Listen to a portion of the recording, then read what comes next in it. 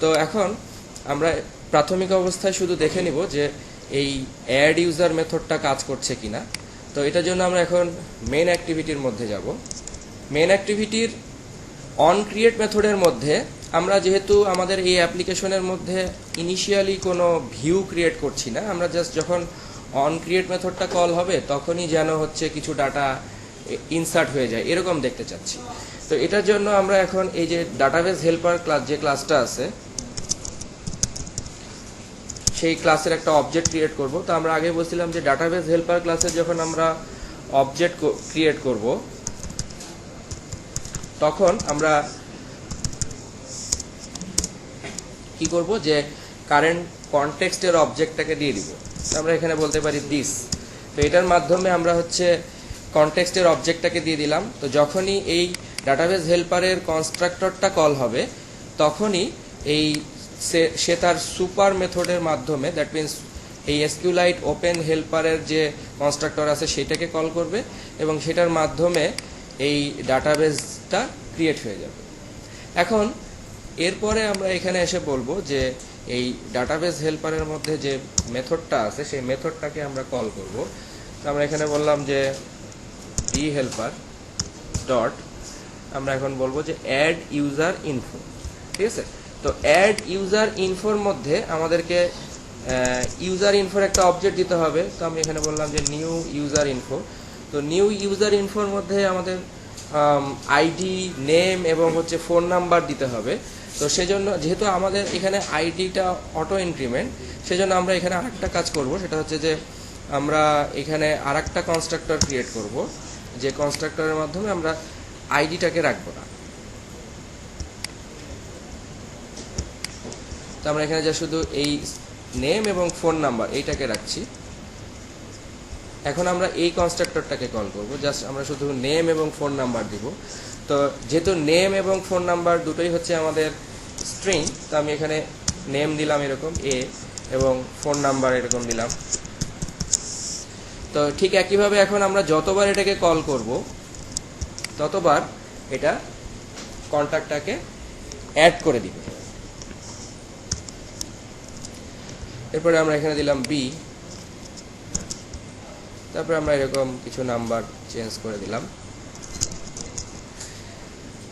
তারপরে আমরা জাস্ট এখানে একটা টোস্ট দিয়ে দিব।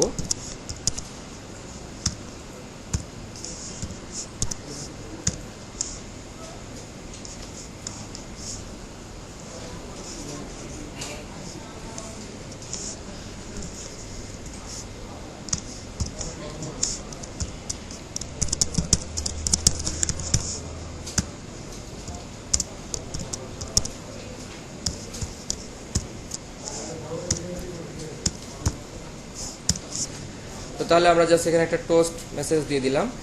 যদি আমরা দেখি যে এটার মাধ্যমে ডাটাটা এই টোস্ট ডিসপ্লে হচ্ছে তাহলে আমরা বুঝতে পারবো যে ডাটা সেভড। আসলে আমরা এখানে এই টোস্ট মেসেজটা এখানে না দিয়ে আমরা হচ্ছে ডাটাবেস হেল্পারের যেখানে অ্যাড ইউজার ইনফো আছে এখানেও দিতে পারি। এখানে দিলে আমরা বুঝতে পারবো যে ডাটাটা ইনসার্ট হচ্ছে কিনা।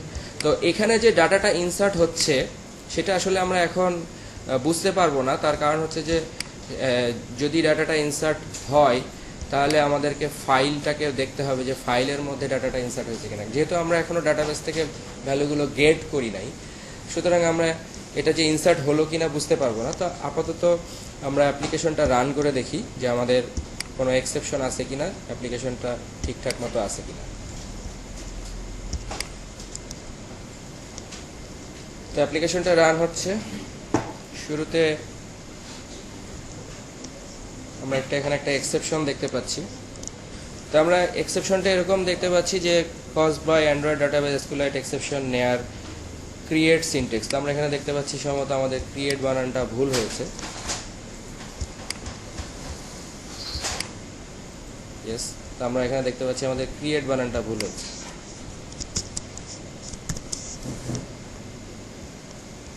ওকে, এটাকে এখন আমরা আবার রান করি।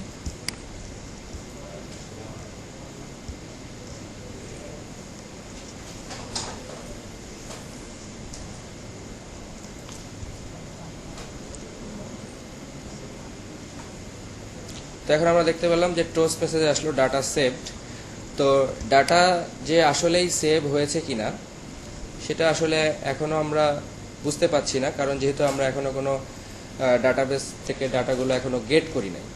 তো এই যে ফাইলটা, যে ডাটাবেস ফাইলটা ক্রিয়েট হলো, সেই ডাটাবেস ফাইলটা এই যে ইউজার ইনফো নামে যে একটা ফাইল ক্রিয়েট হলো, এই ফাইলটা কোথায় আছে সেটা আমরা একটু দেখে নিই।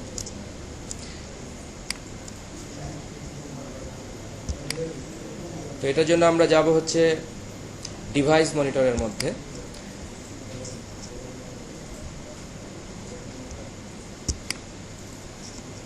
তো ডিভাইস মনিটরটা যতক্ষণে ওপেন হবে ততক্ষণে আমরা এই ডাটাবেস হেল্পারের মধ্যে একটা মেথড লিখে ফেলি, যে মেথডের মাধ্যমে আমরা হচ্ছে ডাটাগুলোকে গেট করতে পারবো।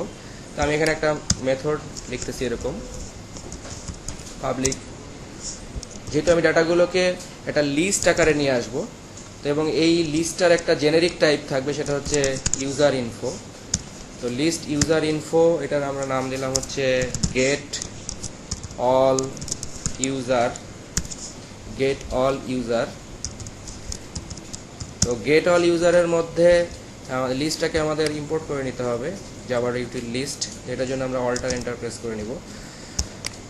তো এইখানে আমরা হচ্ছে এর ভিতরে আবার আমরা একটা লিস্ট ক্রিয়েট করব, যেই লিস্টের মধ্যে আমরা হচ্ছে ওই আমাদের রিট্রিভ করা ডাটাগুলোকে জমা রাখবো। তো list user info user list is equal to new array list,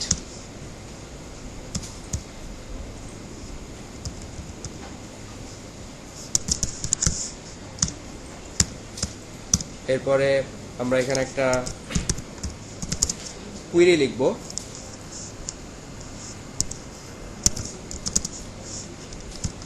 আমি এখানে লিখলাম সিলেক্ট স্টার বা অল ফ্রম এর পরে আমরা হচ্ছে ওই টেবিলের নামটা দিয়ে দিলাম, table name, select all from ওই টেবিল নেম। তারপরে এখানে আমাদেরকে ওই এসকিউএলআই ডাটাবেজের একটা অবজেক্ট ক্রিয়েট করতে হবে। এই অবজেক্টটা হচ্ছে আমরা এখান থেকে আবার তৈরি করে নিচ্ছি, জাস্ট কপি করে নিচ্ছি। তো আমি এখানে একটা ডাটাবেজের একটা অবজেক্ট ক্রিয়েট করলাম। এরপরে যেহেতু ডাটাগুলোকে যখন আমরা, এটা যেহেতু একটা লিস্ট, সুতরাং আমাদের একটা রিটার্ন টাইপ থাকতে হবে লিস্ট, সেটা আমরা পরে মেনশন করছি। এটাই হচ্ছে আমাদের এই ইউজার লিস্টটাই হচ্ছে আমাদের রিটার্ন। আচ্ছা, আমি এখানে লিখে দিই রিটার্ন ইউজার লিস্ট। তো এখন আমরা যেটা করব সেটা হচ্ছে যে এখানে আমাদেরকে একটা কার্সরের অবজেক্ট তৈরি করতে হবে। আমরা জানি যে কার্সরটা হচ্ছে জেডিবিসির রেজাল্ট সেটের মতো কাজ করে। তো কার্সর ইজ ইকুয়াল টু, আমরা এখানে বললাম যে ডাটাবেজের অবজেক্ট ডট র কোয়েরি। তো র কোয়েরির মধ্যে আমরা, তো এখানে আমরা হচ্ছে এই যে এসকিউএলটা আছে, এই এসকিউএলটা দিয়ে দিব, আর হচ্ছে সেকেন্ড প্যারামিটারের মধ্যে আমরা দিয়ে দিলাম হচ্ছে নাল। তাহলে এইটার মাধ্যমে আমরা হচ্ছে কুইরিটা এক্সিকিউট করলাম। কুইরিটা এক্সিকিউট করার পরে যে ডাটাগুলো আসবে সেটা এই কার্সরের মধ্যে জমা থাকবে। এখন আমরা এই কার্সরের মধ্যে লুপ চালাবো, cursor dot move to next, move to first, cursor dot move to first. এর মধ্যে আমরা এখন একটা ডু হোয়াইল লুপ চালাবো। Do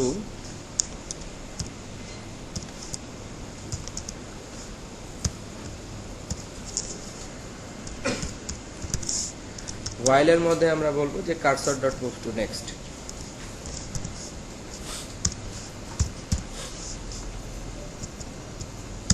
cursor dot move to next.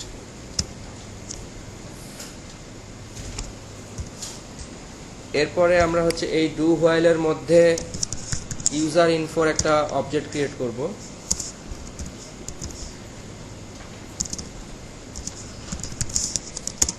কারণ হচ্ছে যে আমরা এই ইউজার ইনফোর মধ্যে, অর্থাৎ আমাদের যে মডেল ক্লাসটা আছে এই ইউজার ইনফোর মধ্যে, আচ্ছা আমাদের এখানে ইউজার ইনফোর একটা ডিফল্ট কনস্ট্রাক্টরও ক্রিয়েট করে নিতে হবে।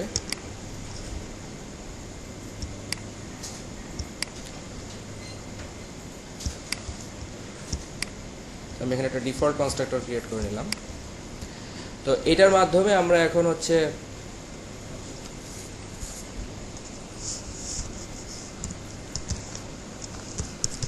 সেট, এটা যে আইডি, সেট আইডি,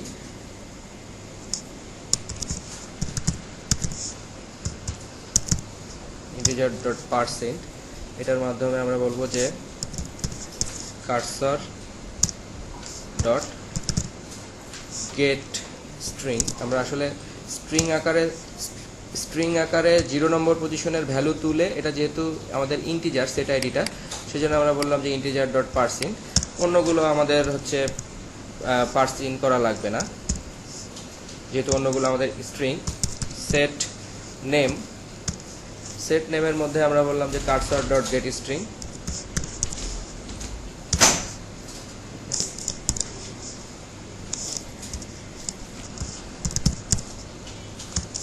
এর ভিতরে আমরা দিয়ে দিলাম হচ্ছে 1। আর লাস্ট আমরা বলবো যে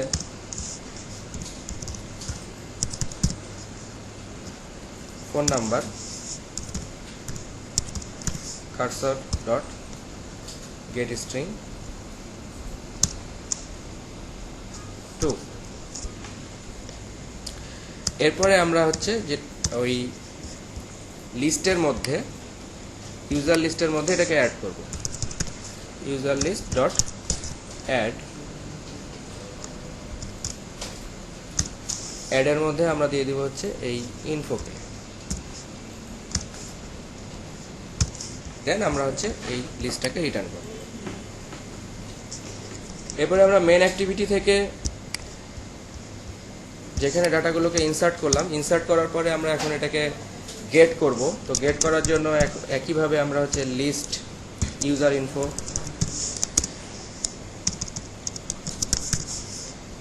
ইউজার ইনফো টাইপের একটা লিস্ট ক্রিয়েট করব।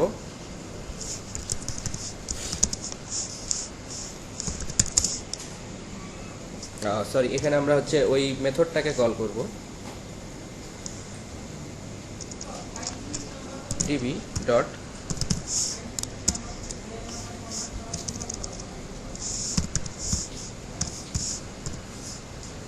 Gate all user. তো এটা আমাদের এই ইউজার লিস্টের মধ্যে চলে আসলো। এখন আমরা এখানে একটা ফর লুপ চালাবো। ফর লুপের মধ্যে আমরা এখানে বললাম ইউজার ইনফো,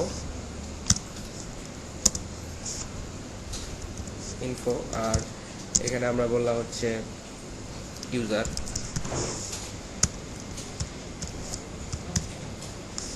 এরপরে আমরা জাস্ট হচ্ছে এটাকে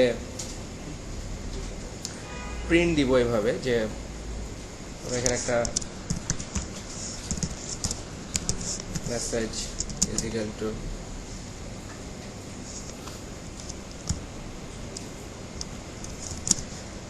ID is equal to plus user dot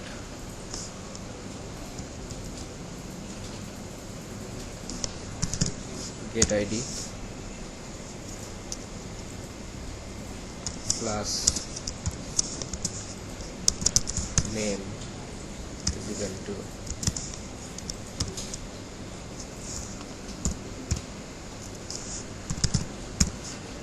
get name plus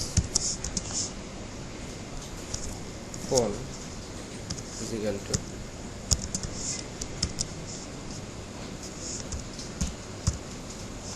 phone number।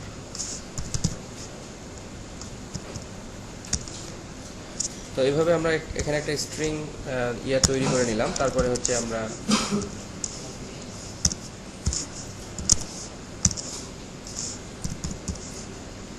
this message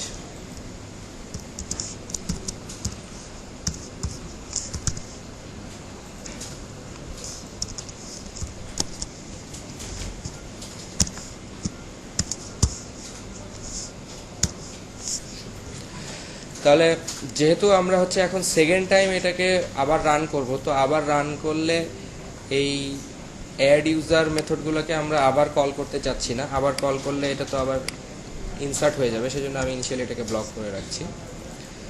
তো এখন আমরা এটাকে রান করে দেখি, যদি আমাদের প্রিভিয়াসলি এই দুটো ইউজার অ্যাড হয়ে থাকে তাহলে এই গেট অল ইউজার মেথডটা ইউজারগুলোকে গেট করে টোস্ট মেসেজের মাধ্যমে দেখাবে।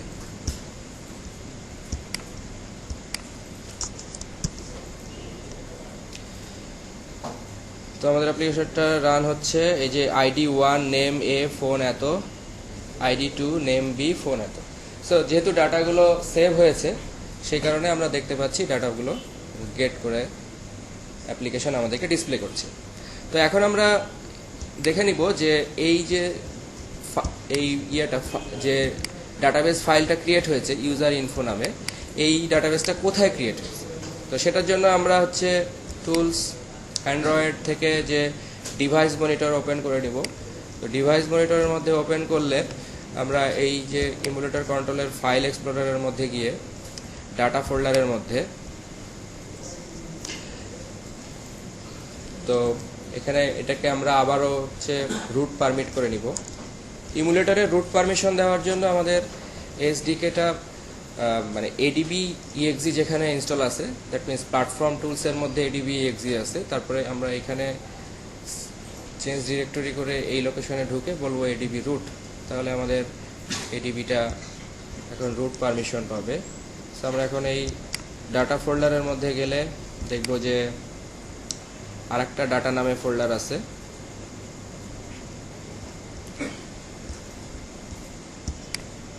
তো সেখান থেকে আমরা হচ্ছে আমাদের প্যাকেজের নামটা খুঁজব, অর্থাৎ এটা হচ্ছে javanolage.info। তো javanolage.info SQLite এক্সাম্পল, এখানে আমরা যাব। এটার মধ্যে দেখব যে ডাটাবেস নামে একটা ফোল্ডার আছে, তার ভিতরে এই ইউজার ইনফো নামে ফাইলটা ক্রিয়েট হয়েছে। তো এইখানে আমাদের এই ফাইলটা জমা থাকে। আমরা এটাকে নর্মালি ওপেন করতে পারবো না, কারণ এটা হচ্ছে জাস্ট একটা ডিবি ফাইল। তো আমরা যদি এটাকে টেক্সট ফাইল দিয়ে ওপেন করতে চাই, এটা এনক্রিপ্টেড আকারে ওপেন হবে। তো এসকিউলাইট ফাইলগুলোকে সরাসরি ওপেন করতে চাইলে এসকিউলাইটের আবার ব্রাউজার অ্যাপ্লিকেশন আছে, আমরা এসকিউলাইট ব্রাউজার অ্যাপ্লিকেশন দিয়ে এই ফাইলটাকে প্রথমে পিসিতে পুল করে নিয়ে তারপরে আমরা ওই ফাইলটা ওপেন করে দেখতে পারি যে ডাটাগুলো যে জমা হয়েছে।